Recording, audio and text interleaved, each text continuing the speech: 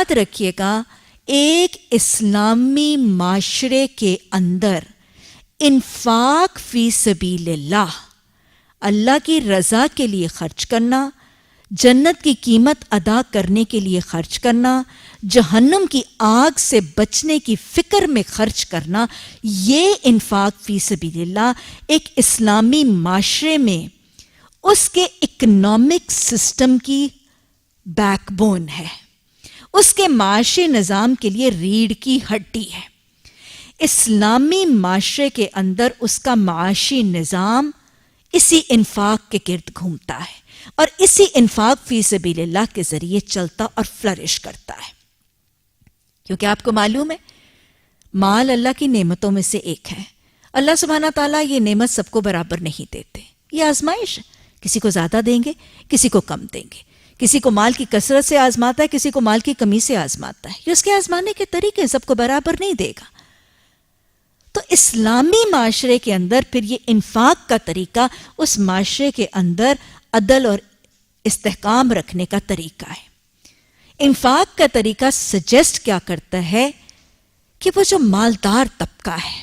صاحب مال طبقہ ہے، کھاتا پیتا افلوئنٹ طبقہ ہے، جس کے پاس اس کی ضرورت سے زیادہ مال آزمائش کے لیے دیا گیا،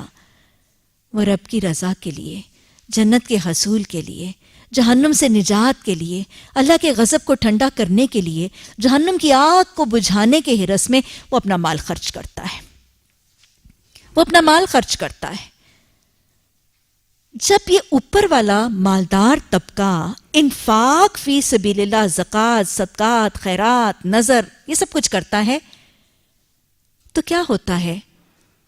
اس اوپر والے طبقے کا تزکیہ ہو جاتا ہے، وہ مال کی محبت سے بچ جاتا ہے،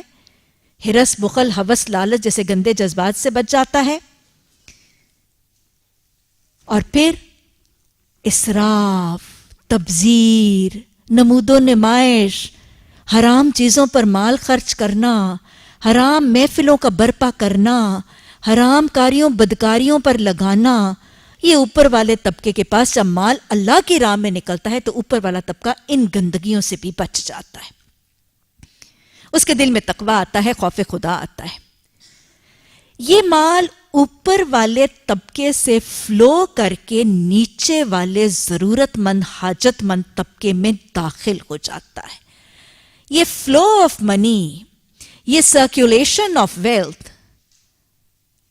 نیچے والے طبقے کی معاشی کفالت کا ذریعہ بن جاتی ہے۔ ان کو آزمائش کے لیے دیا گیا تھا، وہ عاقبت کے فکر عاقبت یا عاقبت اندیشی سے نکالتے ہیں، ان کی دنیا بھی سنورتی ہے، آخرت بھی سنورتی ہے، ان کے حال بھی بدلتے ہیں، حرام سے بھی بچتے ہیں۔ یہ مال نیچے والے طبقے کے پاس آتا ہے، کسی کے پیٹ کی بھوک مٹ جاتی ہے، کسی کا چولہا جل جاتا ہے، کسی کو دوا کا نسخے کے مطابق دوا میسر ہوتی ہے، کسی کو لباس ملتا ہے، کسی کو تعلیم ملتی ہے، کسی کو روزگار ملتا ہے،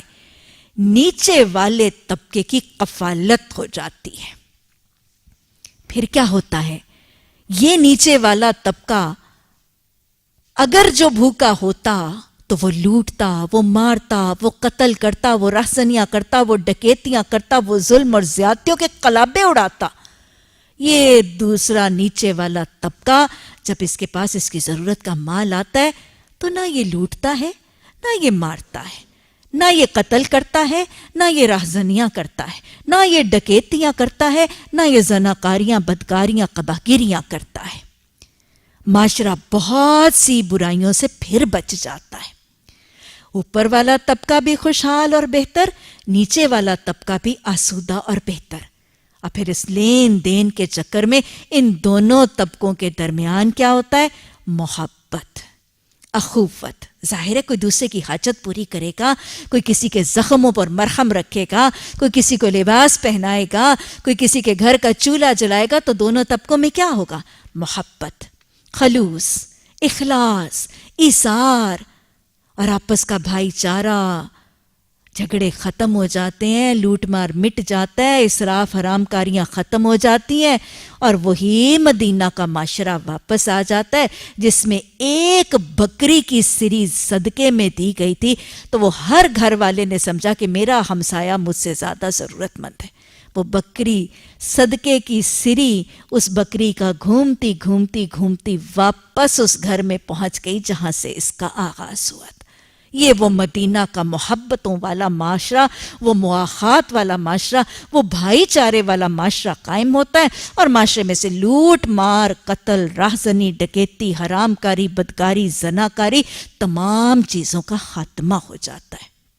یہ ہے وہ اسلامی نظام معیشت جس کی ریڑھ کی ہڈی اور بیک بون روٹیٹ اور ریوالو کرتی ہے انفاق فی سبیل اللہ کے گرد۔ اللہ سبحانہ تعالی ہمیں اس نظام معیشت کو تھامنے، اپنانے اور رائج کرنے کی توفیق عطا فرمائے۔ اللہ ہمیں ہاتھوں کی، نظروں کی، نگاہوں کی اور دلوں کی کشادگیاں عطا فرما کر اپنے تن، من، دھن، اوقات کے ساتھ جنت کا سودا کرنے کی بھی توفیق عطا